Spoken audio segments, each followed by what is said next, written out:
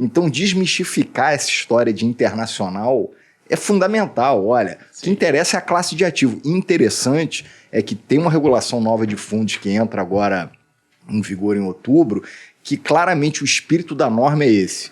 É tirar o nome investimento internacional, é separar. Olha, é classe de ativo que interessa. Você pode investir em bolsa aqui, que são, sei lá, olha, vamos falar que são 400, mas você fala com o gestor, ele vai falar que ele olha 80 ações no Brasil, que não representam nem a economia brasileira e muito menos o dinamismo da economia global. Aí você tem renda fixa e para cada ambiente desses, que aqui no Brasil você tem uma oferta, sei lá, se for pensar no Brasil, você tem um mercado de crédito, um mercado de FII, alguma coisa de FIAGRO, essas 80 ações e tal. Para cada ambiente desse, nos países maduros, você tem 100 coisas. Sim. Mercado de crédito nos Estados Unidos, você tem 100 subclasses e tal. Então, a capacidade de diversificação e acesso a gerações de alfas diferentes, isso é uma coisa que é dominante. É como a gente brinca, uma das poucas coisas que são quase matemáticas, que são matemáticas. Olha, diversificação é o único freelance que você tem, isso é até uma espécie de mote da nossa empresa lá, baseado no Markowitz. Olha, não tem dúvida, você consegue um portfólio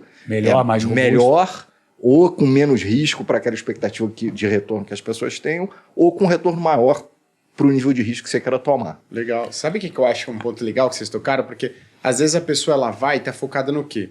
No retorno de uma única classe de ativo. Então ela olha a renda fixa lá americana e ela fala, pô, tem mais risco, olha lá, ou as ações americanas, tem uma volatilidade maior do que as ações brasileiras. Então quando eu juntar, no final das contas eu vou ter uma carteira com um risco maior.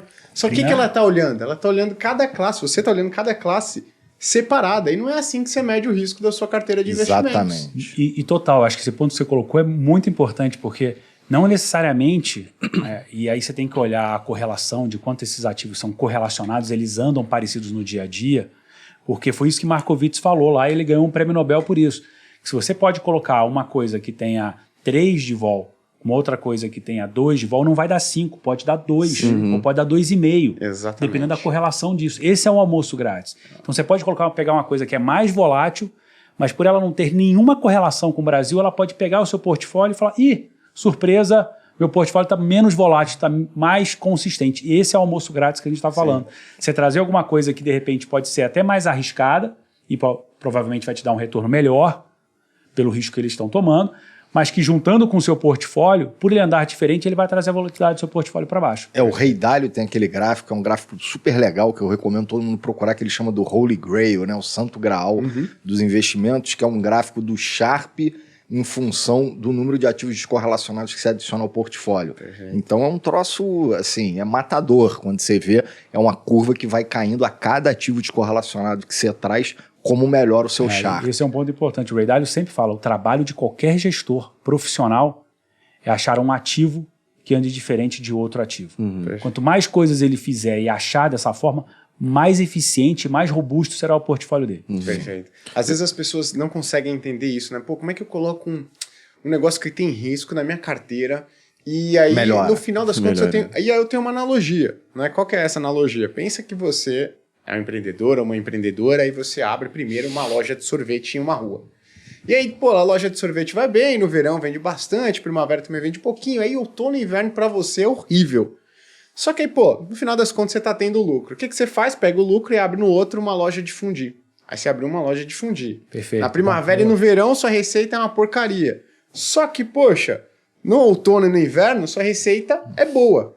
O que você faz? Aqui você tem uma receita, um resultado muito volátil, do outro lado da rua, na loja da frente, que é a sua também, você tem uma receita muito volátil. Você fala, quer saber? Vou fazer uma loja aqui única, que é o quê? Sorvete e fundir. É a rua Weather, essa, do Ray Dalio. É para qualquer tempo. Exatamente. Então no verão você vai estar vendendo, no primavera, verão você está vendendo sorvete, sua receita está ali relativamente estável. Quando você parar de vender sorvete, você está vendendo o quê? Fundir. No final das contas, você economizou com aluguel, economizou com funcionário, você tem uma receita, um resultado mais estável e um lucro ainda maior. Então, quando você fala de trazer investimento internacional para sua carteira, para os seus investimentos, você pode estar olhando única e exclusivamente e falando, mas ele é muito volátil. Mas o resultado final, na maioria das vezes, né, foi resultado mais positivo e menos risco.